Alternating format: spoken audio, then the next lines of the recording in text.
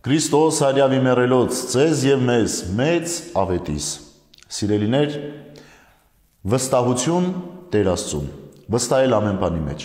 բայց միշտ չէ, որ մենք պատրաստ ենք այդ վստահությունը արտահայտել։ Այո, խոսքերով մենք ասում ենք, թե մենք հավատում ենք Աստծուն, մենք վստահում ենք Իրեն եւ պատրաստ ենք Տիրոջ կամքով շարժվելու։ Բայց երբ հարցը գալիս եւ հասնում է գործնական դաշտին,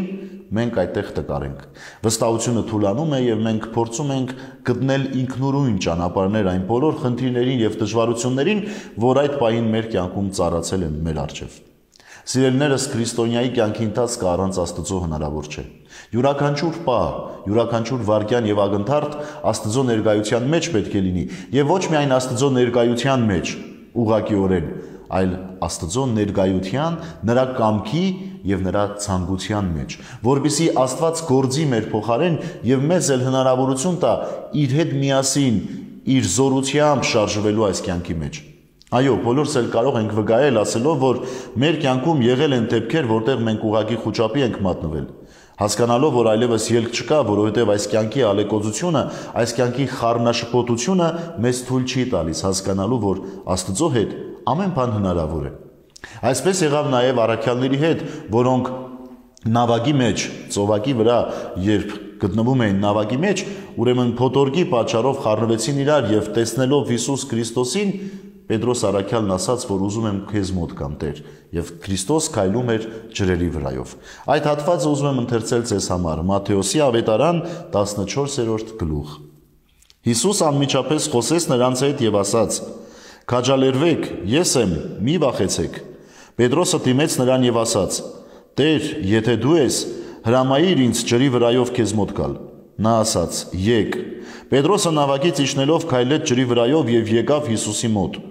Սակայն տեսնելով ուժեղ քամին, վախեցավ եւ երբ սկսեց սուզվել, աղաղակեց ու ասաց. «Տեր, փրկիր ինձ»։ Հիսուսը ձեռքն իսկույն երկարեց, բռնեց նրան եւ ասաց. «Թերահավատ, ինչու երկմտեցիր»։ Երբ նրանք նավակ բարձրացան, քամին հանդարտվեց, եւ ովքեր նավակի մեջ էին, մոտեցան, երկրպագեցին նրան եւ ասացին. «Իսկապես Աստուծո որդին ես դու»։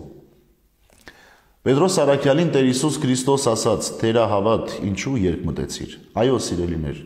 այն պահին, երբ մեր կյանքում դժվարությունը եւ Տերը իր ձեռքը մեկնում է մեզ, որպեսզի մենք ավելի բարձր լինենք այդ դժվարություններից, ավելի վերև լինենք եւ կարողանանք Քրիստոսի հետ լինել, շատ դեպքերում Տիրոջը նայելու փոխարեն մենք էլ Պետրոսի նմանությամբ ջրերին ենք նայում, դժվարություններին ենք նայում եւ սուզվում ենք։ Եվ այդտեղ Տեր Հիսուս Քրիստոս էլ մեզ ասում է. «Թերահավատ,